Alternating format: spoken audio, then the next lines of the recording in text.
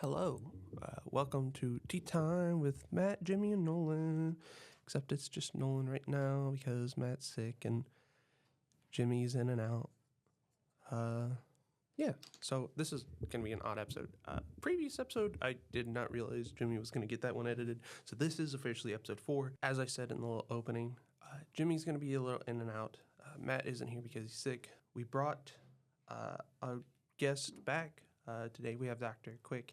He's grabbing the tea strainers right now. It's going to be a fun episode. If it comes to it, I'll handle it all. But hopefully everything goes well. Yeah. So Are we recording? yes, All we are right. back to recording. I just unpaused it. Rocking So and rolling. I already mentioned you had returned, but would you like to introduce yourself again? My name is Dr. Rob Quicke. I am director of the WPH Pitt School of Journalism and Mass Communications. What you're listening now to is the snapping of a tea strainer. Okay. Which they look really wonderful, don't they? Yeah. Oh, yeah. They're little round globes. So what you do is you put it in a bag and then you get about a teaspoon's worth of tea in there. And I've got the packet here. Ooh. So I've got my tea. I do have my tea. I'm prepared. That's what I'm trying to say. I'm prepared. I'm gonna grab the water and Yeah, at least sure. pour us some cups. So I did bring some good tea, yeah. Would you like to talk about it? So I'll open this packet right now. Now, obviously, for a podcast, you cannot smell the aroma, but I like to. One of the things I like to do. I mean, I've got my favorite Harney and Sons Adagio teas, obviously. There are many tea brands that Twinings, PG Tips, that kind of stuff. Cheers, thank you. Welcome. There's the hot water right there, and one of the things I like to do is just to experiment with brands, tea brands I've never heard of. So this was a brand called Plum Deluxe. Never heard of them in my life. But I thought to myself, I'll have a perusal of their website. And I found this blend. This is their hand-blended teas. This is Creme Brulee Earl Grey. Creme Brulee Earl Grey. Which is black tea, orange peel, jasmine flowers, blue cornflower, bergamot oil, and vanilla extract. So I'm going to put together some in here, this little thing right there. And are you going to have some with me? Oh yeah, I'll try some. Yeah. So you put about that. That's about all you need, but you do need to let that sit in there for 3 to 5 minutes. So there we go. In it goes. Start the clock. Okay. So let that steep. Yeah. And I do the same for myself. And I mean, what do you think? How do you describe that smell? Ooh. I don't really know how to describe smells. I kind of got a sweet. It's caramel, right? The caramel, or you say caramel. I say both, honestly. But smell that. You can now. I say caramel. You can smell that, can't you? Yeah, it's got a sweet little smell. Yeah.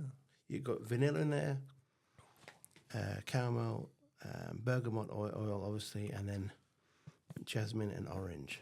Ooh. Yeah, very aromatic, isn't it? I mean, that's not a neutral tea. That's a tea that's sort of making a statement, isn't it? So that's what I bought today. I wasn't mucking about.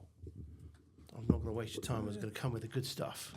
So speaking of making a statement, you recently led something big at the collegiate level, did you not? Are you talking about our election? Yes. Yeah. Yes. We did Student News Live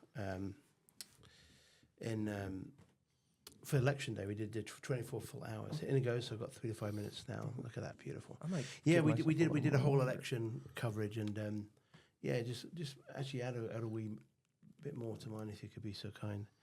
And never been done before. Had over 100 schools that participated across the country, and Marshall was the headquarters of it all. And it was a big effort. It was. I mean, I pulled an all-nighter, as did many of us, including yourself. You at one point, I just saw you on the floor. Yeah, I was building a model kit at one point because me and Alex were able to pre-upload content beforehand, and so we had enough content to make it through the entire 24 hours. So we would just take shifts, uploading content slowly, and we would just take breaks in between, so we don't go mental. I think at one point, me and a bunch of others, we just walked outside because we hadn't been outside since 11 that day. Yeah. And I remember being like, oh, it's dark out. Yeah, no, I didn't go outside. So I got there at 9 in the morning, election day, and I didn't leave until 1 p.m. following day, and when I stepped outside and I said, "What's that?" "Oh yeah, it's fresh air." It was really a lot of work, but it was also really fantastic. It was really a big success, I think. And we had people across the country. I just got an email this morning. I've been getting emails since we did it from people across the country saying, "Thank you for letting us participate. What's next? What's next?" And that's the key question. What are we going to do next? Yeah. You've been sort of talk. I know you were like, oh, we could send students to the Super Bowl, or what are your upcoming plans for this? Yeah, I think Super Bowl probably won't happen. I mean, someone just said that as a joke, and it would be nice to do that, but I don't think we can get, not for this year anyway. I think, honestly, the next thing we could do is probably Black History Month, which is coming up in February, and there's clear opportunity. We do a lot here at Marshall, and we have the Carter G. Woodson Professor in our School of Journalism, Professor Bernice Morris. So I think we're going to do something there, and we're trying to do another national broadcast, because I think there's a lot of potential to do a panel or discussion, or to really shine a spotlight on certain issues that would be relevant to Black History Month. So I think it's a good idea. So I think, it's coming up in a couple of months, obviously, but I think it's good that we jump to the next thing. So what all went into getting Student News Live to where it was on Election Day? A lot of planning, because essentially with Marshall being the headquarters, you need a school to step up and do that, and we did that for the first time. That's partly because obviously I came up with the idea in the first place, but you need someone to own it, to manage it, and we were going across the country from school to school to school, the high schools, colleges, universities, community colleges, radio stations, TV stations. So we putting together that schedule was really complicated. We had this master document, and we went across from coast to coast. Actually, we were pretty good in our inclusive coverage of what was going on in the country. And then we even had we even went to Nepal. We did a segment with students in Nepal because they wanted to talk about the election. And then in Ireland was live. Actually, it was during Ireland's segment that we about 5 a.m. our time that we called the election for Trump. So. The Irish students were the ones who got to call that, yeah. What are your thoughts on, the school from out of the U.S. being able to be the ones? Do you think that was probably the best thing to happen? Yeah, it's kind of ironic because they had their own take on it, didn't they? And I did say to the students, regardless of how you feel about the results, you have a job to do, and you've got to be professional. We're unbiased and we're nonpartisan. And they did a great job, actually. They didn't. Some of them you could tell were obviously disappointed. Yeah. Some of them weren't. Some of them were very clearly happy. But they all did a professional job. They didn't let it affect the work that they were doing. And I was very proud. That was one of the moments where I was really proud of them the most. And then towards the end, we were getting a little bit, more than a little bit tired. We were really knackered. By the way, I think this tea's ready now. Okay. I'm just shaking it out so I can put it on the table. I don't want to get whatever. But I think we were exhausted but elated, but also we felt like we had accomplished something really valuable, actually. Yeah. So where did the idea of Student News Live come from? Well, remember last year there was actually earlier this year there was a time when, I think I just we can always wipe down the surface there. Cheers. Cheers. I want to get your sense of this. I'm learning from... Oh, that's so good. Yeah, I'm learning from this podcast that it's less about the actual flavor and more about the aroma that you get. Yeah. That's so sugar, isn't it? And you know what it is? Today out there is freezing. Oh, yeah, no. And there was snow overnight, dusting of snow, ice on the cars. This piping hot cup of tea, doctor's orders, my friend. I was walking over from the dorms and I was like, I can't wait for that teacup. Oh, my God, this is really hitting the spot, isn't it? What do you think of this? This is special, isn't it? I have really bad pain receptors with heat, so I'm trying to cool it. For me, I like it as hot as you can get it. Face of the sun kind of hot. Just take a small sip. That's all you need to get the flavor. Ooh, that's hot. Oh, that's hot. It is hot. Well, what do you think? Can you taste it, or is it you just burn? I think it's just the heat. Yeah. I can't taste much because of the heat. No, for me, my tea's got to be scorching hot at the point where the surface of the sun. No, the idea came from because I thought with the election coverage at that point there were two candidates, Biden and Trump, that weren't particularly resonating with the younger audiences, the younger demographic population of this country. I should say. And I thought, well, where are the students' voices? Who's listening to that generation, the 16 to 25? Who's listening to them, what they have to say? And that's when I thought, well, there should be election coverage from that generational perspective. Let's hear what they have to say, and let's hear how they will cover the news from their perspective, the issues that are of importance to their generation, which might not be of importance to any other generation, but students certainly have a keen interest in certain things like the environment, reproductive rights, the economy when it comes to, are they going to be able to get a job when they graduate, and stuff like that. And obviously what's going on in Israel and the Middle East and Gaza. So there's a whole host of issues that resonate very clearly with that younger demographic that perhaps weren't making their way to the mainstream news media because for various reasons, really. Mm-hmm. That's why the idea thought, let's do student coverage of the election from a student perspective. And I do think when you talk about it in theory, but when you see it in reality, when we're going from school to school, state to state, and going across the country, that's when it hits you like, oh my gosh, this is a big deal. Were you ever worried that Student News Live wouldn't be taken as seriously because of the fact that it was being led by college students, and college students, they don't have as much experience as a professional? Yeah, that is an excellent question, Nolan. Actually, that's an excellent question because, and I did say to the students that they were doing this, participating, I did say, this is not you're not expected to be professionals, and we're not expected to compete with the professionals who are doing this for a living. The main networks, CNN, MSNBC, Fox, or BBC, or whatever. We're not expected to compete with them. I'm expecting you to do the best job you possibly can, and if there are mistakes, that's just life. I do feel the students did brilliantly, and I'm really proud of them. And I know. I think any problems there were technical ones, which really, because it was so incredibly complicated, we had all these different streams, and we had all these different schools connecting with their different technologies. It's actually a miracle that we didn't have a single drop. We didn't have a single school that didn't make it happen, connect with us. That's the miracle, because every school was able, even though they all had different cameras and equipment and studios, every single school found a way to make it happen. I'm really proud of that. Were there any groups that specifically were standouts to you that just were able to go do that above and beyond? There was So obviously I'm proud of our own students here, but there was one SUNY Old Westbury. There was one student, I don't know his name, and I need to look it up. One student, the morning of the election results. Did you see this guy? The one-man podcast. He did an entire show on his own, and it was absolutely brilliant. It was interesting. It was flawless. And so I'm thinking to myself, we've got to do something to recognize that guy. I remember we were all sitting in the Parthenon office watching the live stream that morning, sort of just, letting everything sink in, yada, yada. And because it's a podcast, you don't have to actively listen. You can kind of zone in. And every once in a while, someone would zone back into him and be like, that man is still taught. Like, Yeah, I think we should do something for him, actually. We should do something like a Beyond Award for him. Yes, that man is going places. So what do you think, what value do you think being a part of Student News Live offers to student education? Yeah, well, it's hands-on. It's the ultimate hands-on experience because they're doing it, and they're doing it for an audience. We were broadcast on PBS, on their web, the YouTube, and also iHeartRadio was broadcasting it as a channel, and also NBC Universal was broadcasting it on YouTube. We had thousands of people watching this.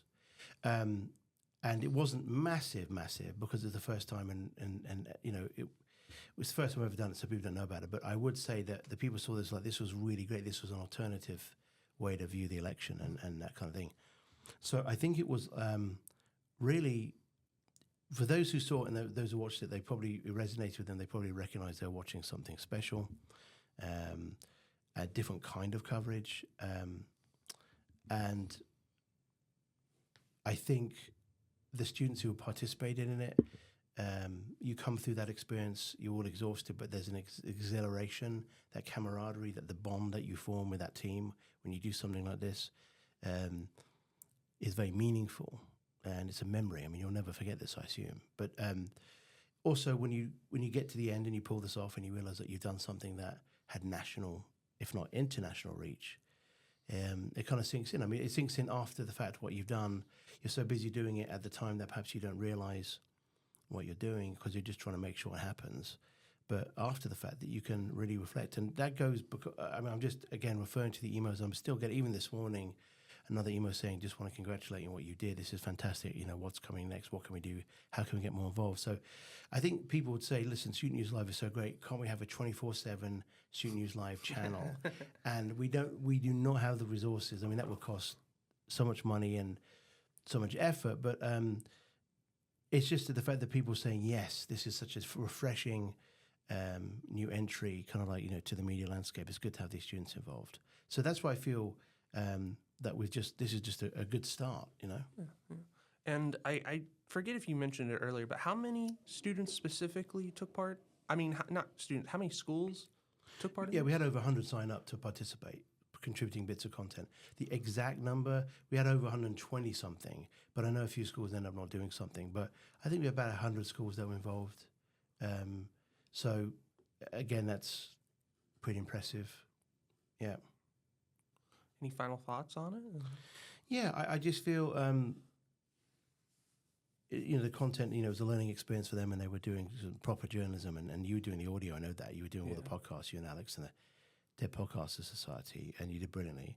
You know, for students, it can kind of, for some of our students, it confirmed in their minds this was a big, like, yes, we want to do this. For careers, professionally, we want to do this. Some students, like, you know, wow, I don't know whether I could do this professionally, I'm exhausted. But some students were like, this just confirms that they are on the right track, and this is exactly what they want to do. And that's really important, to be able to have this experience before you graduate. So I'm really proud of what we've done. And the big thing, I think, I suppose, is that the fact we did send 2 of our students to the White House. And that took, and I basically made that happen. That took months and months and months, and email after email after email after email to make that happen. And our 2 students we're 2 students from William Patterson University, but we're the only school of journalism. William Patterson's not a school, but and they got there to the White House and they reported live for us. That was a big moment for me, seeing now live from the White House. We go to Marshall University students, right? And that was absolutely huge, because they were those 4 students were the only 4 students at the White House on election day. They're the only students that had access to the White House on election day. No one in the entire country had managed to get there but us. I mean, that was just astonishing, and they did brilliantly, and they were really superb in what they did. But that was another moment and we got the photos and the video to prove it, that, you know, we did have in the #1 press room in the world, you know, the White House press room, we had our students broadcasting for Student News Live. So, you know, we did 2 things. We did this 24-hour broadcast, and then we did that. So I couldn't be more proud. So what do you think this will do for collegiate level journalism? Well, I think people are talking about it, but I think we need to keep at it, and we need to keep doing it. And I think it can only grow its reputation. It can only grow, you know, what we're doing here and the opportunities. And I just see nothing but a positive and exciting future for this idea, honestly. I'll give you a cheers to that one. Cheers. And do you like the tea? Oh, yeah, it's pretty good. So, great segue. At this point, you know, we're going to give our little ratings. Yeah. So, out of 10, what would you say this one is? I give it a good 8. Yeah, I do. Honestly, I like the aroma. So, for context, last night I had a lemon organic one, and I gave that one a 6. And well, so, was it pure lemon? No, I don't. It was a green tea of some sort. Yeah, that's going to be. Yeah, this has got some sweetness to it, which I quite like. It's like, I think it's because now I'm also learning, you know, I don't like my tea scalding hot because, you know. Well, it's perfect temperature now. Now it's perfect temperature. Yeah. So it's like, because on one hand, I did like that lemon scent more, but I don't know. I like the vibe of this one more, so I got to give it a 7.5 out of 10. Yeah. It's a high end one because it's got some nice flavor to it, some nice aftertaste. It goes down nice as well. Yeah. So I want to thank you for inviting me back on. Is it Tea Time? Yeah, Tea Time with Matt, Jimmy, and Nolan. That is Jimmy. Yes, sir. If he wants it. I will make sure he gets this. Thank you so much. Cheers. Cheers. Jimmy finally returned. He's barely hanging on. Hi. Hi, everyone. Yes. This is a a peanut allergy. Terrible moment. Oh shoot! Yeah. I muted your mic. Oh, hello. Yeah, Jimmy's finally back. Hey, you feeling Hey, better, bud? Nolan. Yeah. Hey, everyone. Peanuts got me today. Really, really bummed to miss the Student News Live. Was it? Oh, it was a good debrief? Yeah, it was a great debrief. I think. I think we said a lot of things that really just confirmed our thoughts on the event. Mm-hmm. You know, we had some great tea. I really wish you could have had it. What was on the menu today? It was a creme brulee type of thing. Okay. We It's have like a black tea. Yeah, sniff it. I'll give it a sniff test. Yeah. Yeah. Might have to save that one. I'll ask him if we can hold on to this. Maybe we could put it up on the shelf. Add to the tea collection. So I wanted to ask this question since we're together for a second. It was, as everyone said, regardless of what side you're on, politically or party, it was one of the most important elections in U.S. history. How was it to cover? I was very exciting to cover it. We didn't get to do the traditional coverage. I think, most of us, we had 2 people from Marshall go up to the White House. That was big. Yeah. Me and my Dead Podcaster Society co-president, we were serving as audio directors. I got to interview Dr. Schulenberg. Poor guy, he had just been interviewed earlier that day, and so it was which I'm pretty sure I only asked questions that hadn't already been asked, which was probably good to make sure our podcasting content wasn't just video but done again. Yeah. I got to interview the 2 Marshall students that were anchors and let them give the insight on what was it like getting to anchor, especially on a national scale.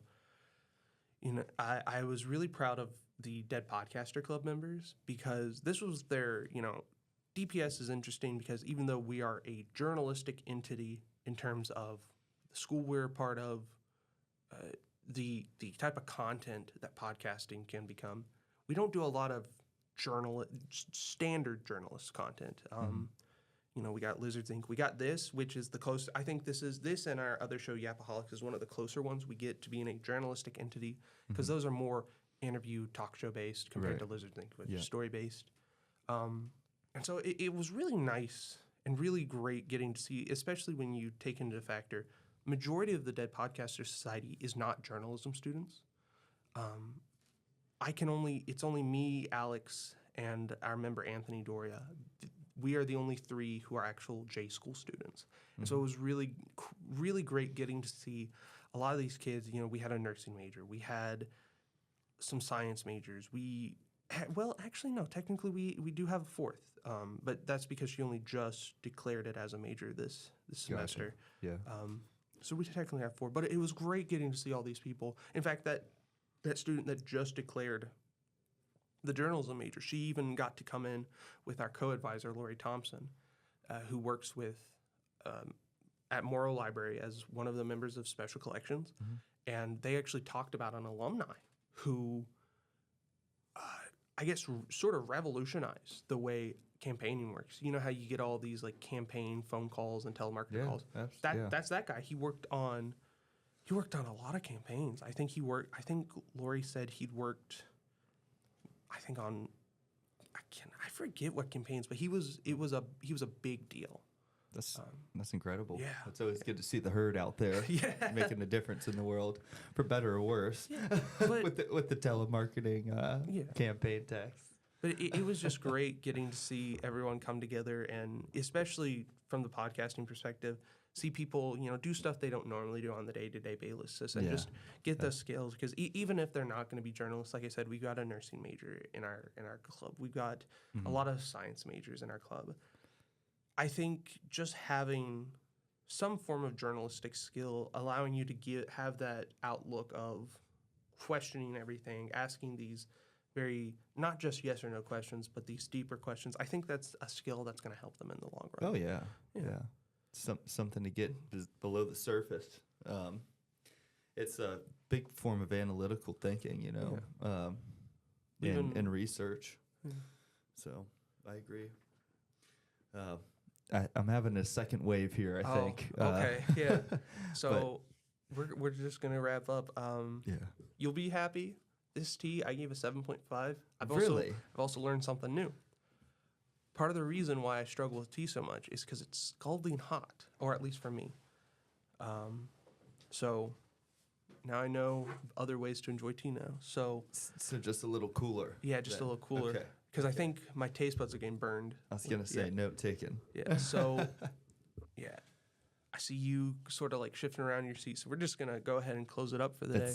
It's just coming back on. and Yeah, we're so happy to see you before Thanksgiving break. we're gonna try to make some episodes before after Thanksgiving break. Have some Absolutely. extra episodes for over the winter break when everyone's not here. But Yeah. until then, this has been Tea Time With Matt, Jimmy, and Nolan.